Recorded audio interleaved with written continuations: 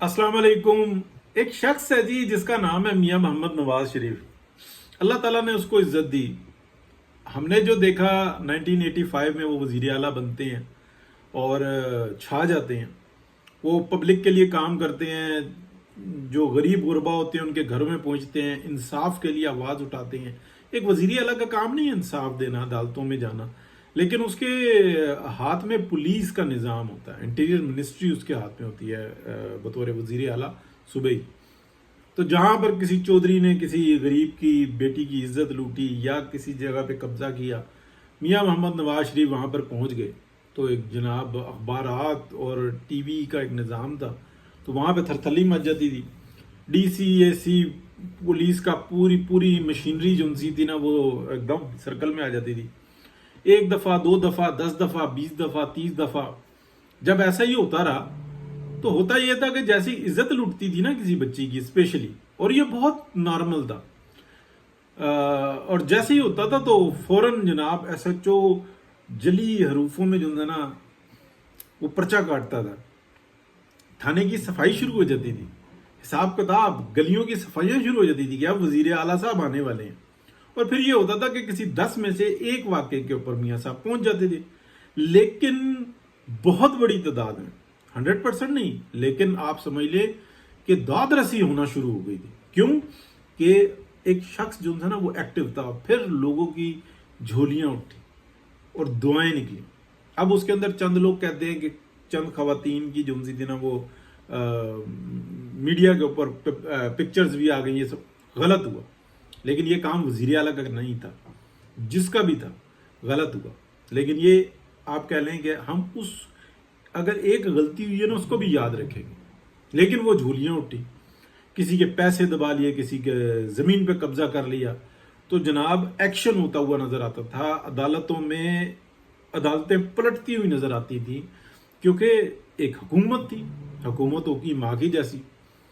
फिर हमने देखा कि 1990 में वो शख्स जो ना वजीर आजम पाकिस्तान बनता है। और जब वो वजीर आजम पाकिस्तान बनता है तो वो ये कहता है कि ये एक शख्स जो दुबई जाता है, सऊदी अरब जाता है, जब वो वापस आता है तो वो बेचारे अपने बच्चों के लिए, अपने माँ बाप के लिए थोड़ा बहुत इलेक्ट्रॉनिक्स का सामान ले आता, कुछ घड़ियां ले आता है, कुछ कोई चीजें ले आता, तोहफे लेके आता है कि यार मैं माँ को मिलूंगा, बहनों को मिलूंगा, बच्चों को मिलूंगा, मैं जिनके लिए ये परदेश काट रहा हूं तो उनके लिए चंद तोहफे ले जाऊंगा।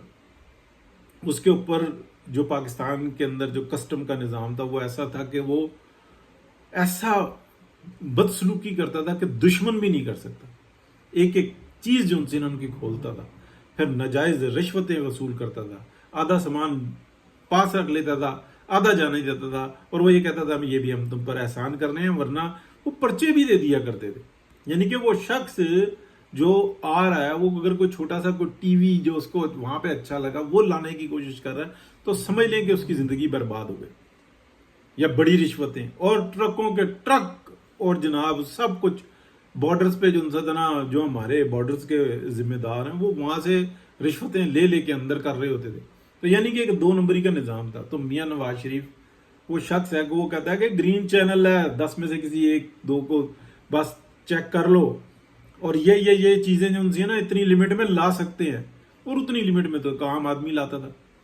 जो स्मगलिंग होती थी उसको रोका।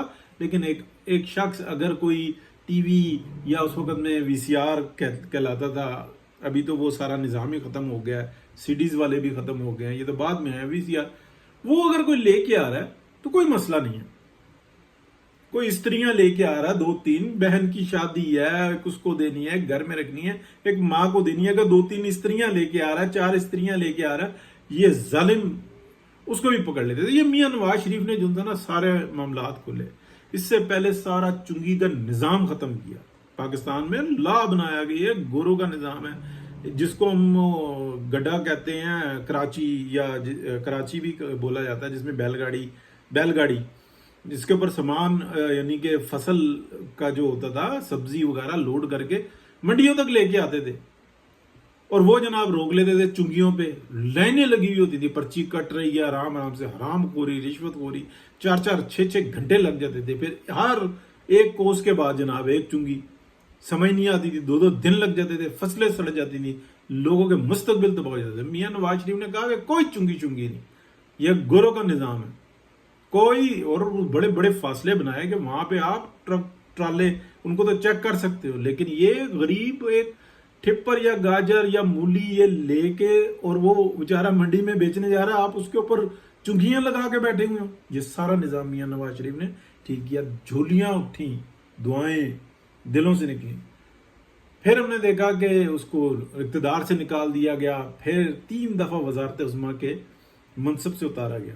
تو جب تیسری دفعہ نکالا گیا تو ہم امریکہ، پورا یورپ، پوری دنیا کی اسٹیبلشمنٹ اور پاکستان کی اسٹیبلشمنٹ اس کو اس کے دشمنوں میں صف اول پر تھے، لیکن اللہ پاک کی ذات اس کے ساتھ کھڑی۔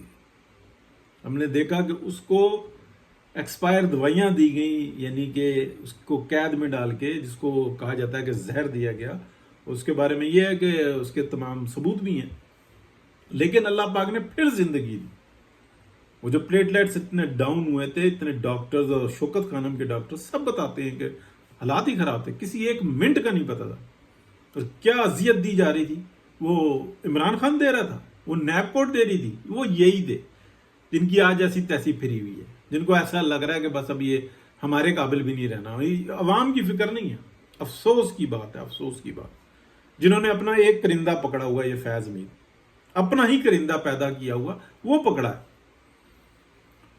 تو کہنے یا بتانے کا مطلب یہ ہے کہ جو اس وقت میں خیرات بٹ رہی ہے نا، کہ چلو جی ہم نے اپنی احتساب شروع کر دیا، کون سا احتساب شروع کر دیا؟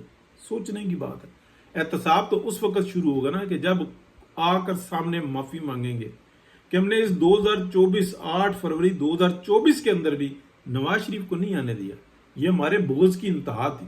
یہ ملک، وہ آپ کہہ لیں کہ قبر کا جو پھٹا ہوتا ہے نا، جو موت کا پھٹا ہوتا ہے جس پہ نہلاتے ہیں، اس کے اوپر پڑی ہوئی عوام، لیکن بغض نہیں ہٹا۔